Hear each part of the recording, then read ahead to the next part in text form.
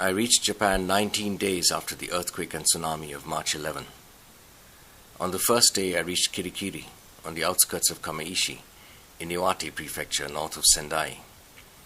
The village is very well known in Japanese literature, immortalized in fact in a famous old Japanese novel. Traveling with a team from Singapore's Mercy Relief, I reached as dusk fell.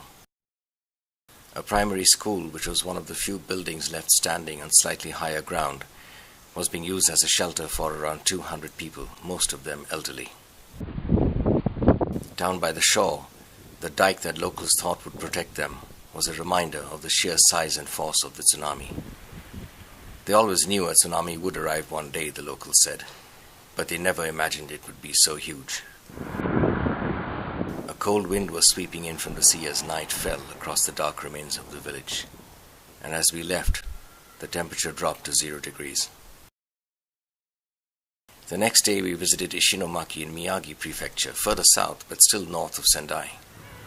Ishinomaki is one of many towns and villages along as much as 600 kilometers of coast badly hit by the tsunami, in some cases completely wiped out.